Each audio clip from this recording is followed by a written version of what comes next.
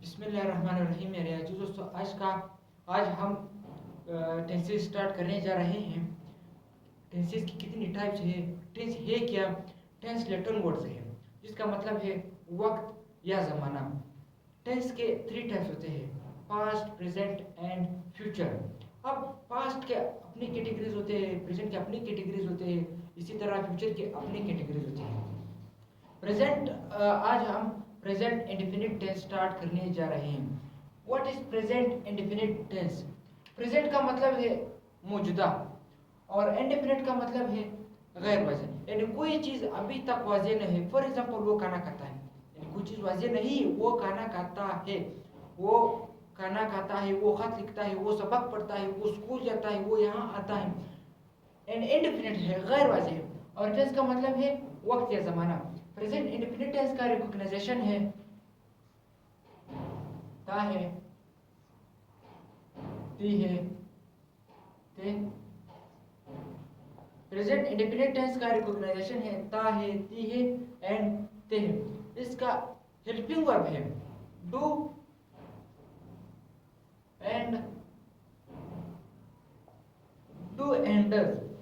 Where is use do and does. Do कहाँ use होता है, डज कहाँ यूज होता है? डू प्लूरल सब्जेक्ट के साथ यूज होता है,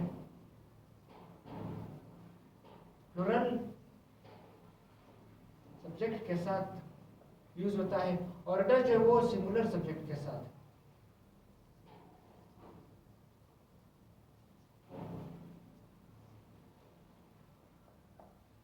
डू प्लूरल सब्जेक्ट के साथ यूज होता है, डज सिंगुलर सब्जेक्ट के साथ यूज होता है। डू एंड डज किन सेंटेंसेस में, यानी कौन सी सेंटेंसेस में इस्तेमाल होता है? Negative,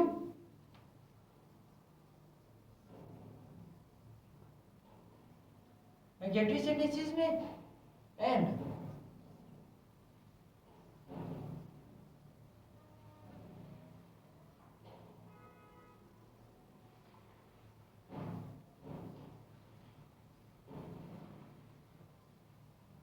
helping verb. Present indefinite tense का helping verb do and does plural subject के साथ एंड सिंगुलर सब्जेक्ट के साथ यूज होता है। नेगेटिव एंड इंट्रोगेटिव सेंटेंसेस में यूज होता है, सिंपल सेंटेंसेस में डू एंड डज यूज नहीं होता है।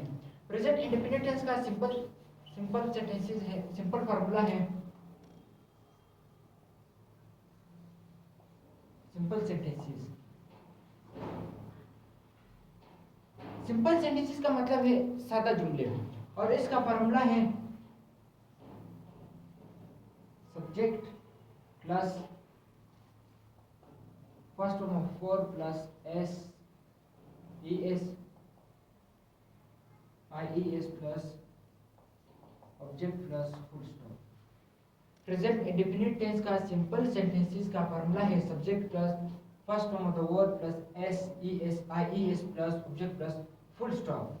यहाँ पे subject the verb of an action, काम करने वाला को सब्जेक्ट कहा जाता है, first form of verb use होता है, और S E S I E S कहाँ यूज होता है? S E S I E S present indefinite tense में इसका पहला शर्त है कि प्रेजेंट इंडेफिनिट टेंस में यूज होता है, और प्रेजेंट इंडेफिनिट टेंस में सिंपल सेंटेंसेस में यूज होता है।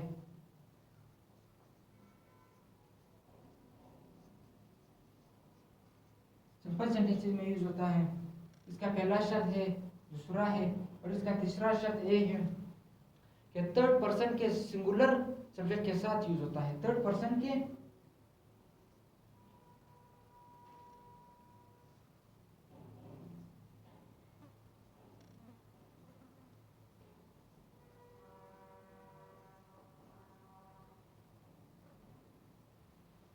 S E S I S का पहला शर्त के प्रेजेंट इंडेफिनिट टेंस में, सेकंड सिंपल सेंटेंसेस में, थर्ड इसका थर्ड शराइत ये है कि थर्ड पर्सन के साथ सिंगुलर सब्जेक्ट के साथ यूज होता है। यानी S E S present indefinite tense में, सिंपल सेंटेंसेस में थर्ड पर्सन के साथ यूज होता है, वो भी सिंगुलर सब्जेक्ट के साथ यूज होता है। वो कैसे? He works, he subject, work और फर्स्ट फॉर्म, और यहाँ पे ही वर्क्स इन ही वर्क्स इन, वो कमरे में काम करता है। यहाँ पे एस वर्क के साथ यूज हुआ है। अब देखते हैं कि एस कहाँ यूज होता है, ई एस कहाँ यूज होता है, किन वर्क के साथ यूज होता है, और आई एस कहाँ यूज होता है। S, E S, I S, जब एक वर्क के यानी वर्क के लास्ट में S S, S H, C H, O, X, Z, जब एक वर्क के लास्ट में S S, S H, C H, O, X, Z आ जाए तब हम वहाँ ई एस का यूज करते हैं। फॉर एग्जाम्पल, शी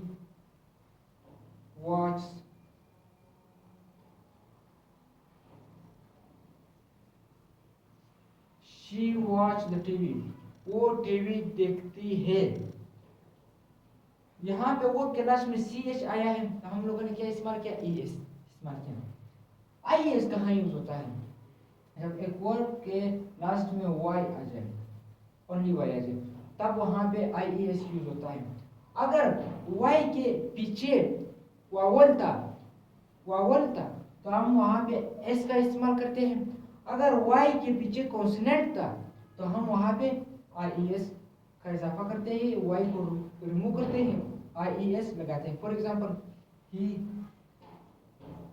फ्लाई, यहाँ पे वाई आया है, वाई के पीछे कॉन्सोनेंट है तो हम वाई को रिमूव करते हैं, वाई के बजाय आई एस देते हैं। He flies a kite. He flies a kite. वो पतंग उड़ता है, वो पतंग को उड़ाती है, वो पतंग को उड़ाता है। एस का एस कहाँ लगाते हैं, अगर Y S S S H C H O X Z के बजाय और कोई चीज आ जाए तो हम वहां पे एस का इस्तेमाल करते हैं। कैसे, for example, he goes to, sorry, he reads the lesson. D जो है वो कॉन्सोनेंट है, वाई एस एस इसके बजाय डी आया है तो हम लोगों ने क्या इस्तेमाल किया, S. He reads the lesson, वो सबक पढ़ता है। प्रेजेंट इंडेफिनिट टेंस का simple sentence subject plus verb for the verb plus S E S I S plus subject plus full stop इस्तेमाल हुआ है। प्रेजेंट इंडेफिनिट टेंस में सिंपल सेंटेंस इसका सिंपल फार्मूला है। अब इसका नेगेटिव फार्मूला लिखते हैं। इसका नेगेटिव फार्मूला है subject plus helping verb plus past form plus object plus full stop. अब नेगेटिव सेंटेंसेस में do and does as a helping verb है और यहाँ पे हेल्पिंग वर्ब के बाद हम लोग नोट का इजाफा करते हैं, नोट लगाते हैं, not plus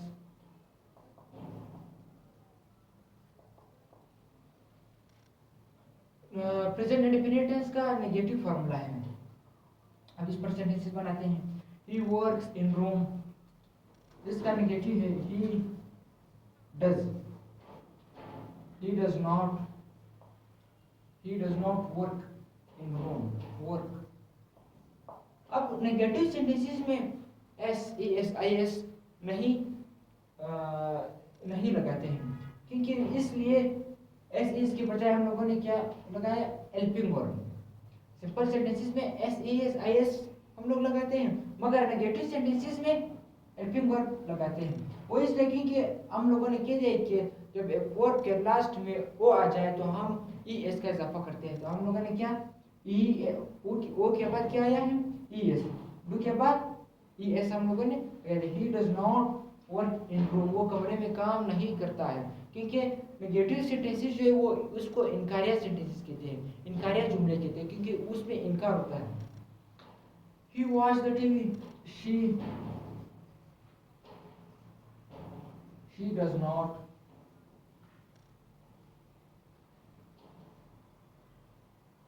she does not watch the TV, वो टीवी नहीं देखती है।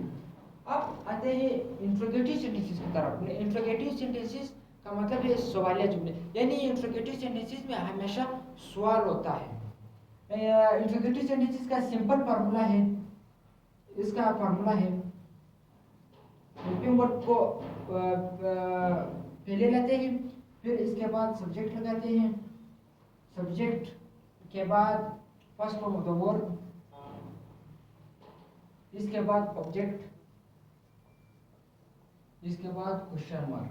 हम लोग इंट्रोगेटिव से यानी सवालिया जुमलों के किस तरह पहचानते हैं, वो सिर्फ एक चीज से, अगर एक सेंटेंस के लास्ट में क्वेश्चन मार्क आया हो तो हम ये कह सकते हैं कि इसमें सवाल हुआ है।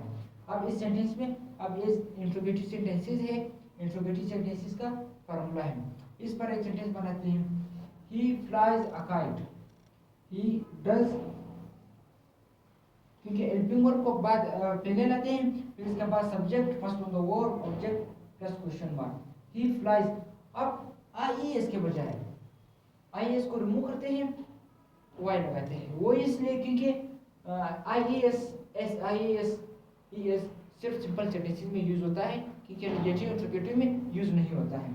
He fly a kite, he fly a kite, क्या वो पतंग उड़ाती है, क्या वो पतंग उड़ाता है। He reads the lesson, does he read the lesson, does he read the lesson, क्या वो सबक पढ़ता है। प्रेजेंट इंडेफिनिट टेंस का मतलब है, प्रेजेंट का मतलब है मौजूदा, इंडेफिनिट का मतलब है गैर वाज़िह, और टेंस का मतलब है वक्त या ज़माना। इसका रिकॉग्नाइजेशन है ता है, ती है, ते है, और इसका helping verb do and does. इसका simple formula subject plus first form of the verb S E S I S plus object plus full stop. अब प्रेजेंट इंडेफिनिट टेंस में first form of verb use होता है, और इसका simple formula है, और इसका negative formula subject plus helping verb plus not plus first form of the verb plus object plus full stop. Simple sentences में present indefinite tense में helping verb use नहीं होता है, क्योंकि नेगेटिव और इंट्रोगेटिव में यूज होता है। नेगेटिव इंट्रोगेटिव में इसका helping verb do and does है। डू प्लूरल के साथ यूज होता है, डज जो है वो सिंगुलर सब्जेक्ट के साथ यूज होता है। और नेगेटिव इंट्रोगेटिव सेंटेंसेस का मतलब है सवालिया जुमले। सवालिया का मतलब है यानी कोई इस सेंटेंस में सवाल, यानी किसी ने कोई सवाल किया हो। नेगेटिव इंट्रोगेटिव सेंटेंसेस को हम कैसे पहचान सकते हैं, क्वेश्चन मार्क से। क्वेश्चन मार्क का मतलब है किसी चीज में सवाल, एक कोई सेंटेंस में सवाल होना।